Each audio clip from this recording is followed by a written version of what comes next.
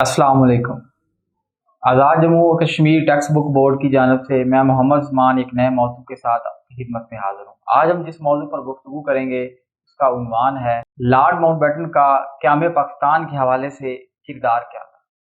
अजीज़ तलबा व तलबात, अगर हम अ, माजी के अंदर जाएं और तारीख की किताबों का मुतालिया करें, चाहे वो ब्रिटिश सोर्सेज हैं, चाहे वो मुसलमानों के लिखे हुए सोर्सेज हैं, चाहे वो हिंदुओं के लिखे हुए सोर्सेज हैं, हमें लॉर्ड माउंटबेटन का किरदार जो है बड़ा कंट्रोवर्शियल नज़र आता है, बड़ा नेगेटिव नज़र आता है, ख़ास तौर पे मुसलमानों को लेके। इवन के कुछ राइटर्स जो हैं, ये जो ब्लडी पार्टीशन हुई और पार्टीशन के वक्त में जो फसादात हुए, कुछ का ये मानना है कि इन सब के पीछे जो गलत पॉलिसियाँ थी, वो लॉर्ड माउंटबेटन था। इसकी सोच थी, इसके कुछ डिसीजन थे जिन्होंने उस पीसफुल ट्रांजिशन ऑफ पावर को, जो एक पुरअमन तरीके से इक़्तिदार की मुंतकिली होनी थी, लोगों ने एक जगह से दूसरी जगह मूव करना था, हिजरत करना था, उसको दंगा फसाद और फसादात में जो है वो बदल दिया।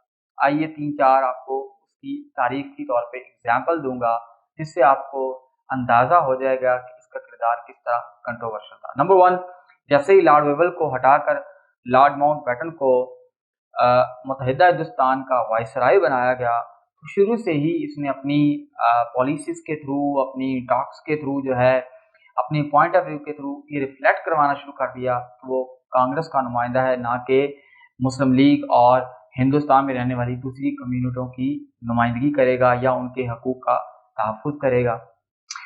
लॉर्ड माउंटबेटन ने बरसगीर की तक़सीम के हवाले से 3 जून 1947 का मंसूबा दिया।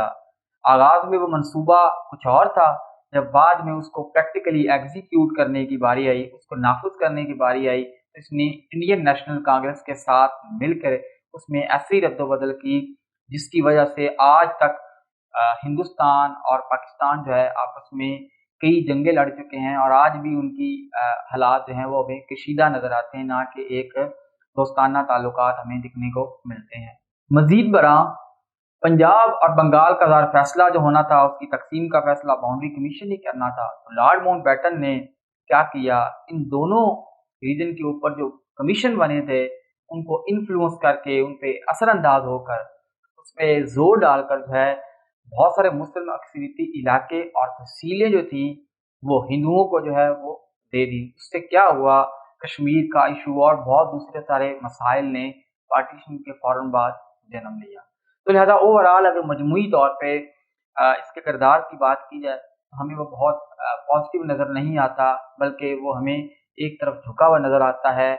हमें as a character, as a viceroy, as a policy maker जो है, हमें इसका टिल्ट जो है वो कांग्रेस की तरफ नज़र आता है। तो इसके साथ ही हमारा ये मौज़ू अपने इख्तिताम को पहुँचता है। बहुत जल्द एक नए मौज़ू के साथ आपकी खिदमत में हाज़िर होंगे। तब तक के लिए अल्लाह।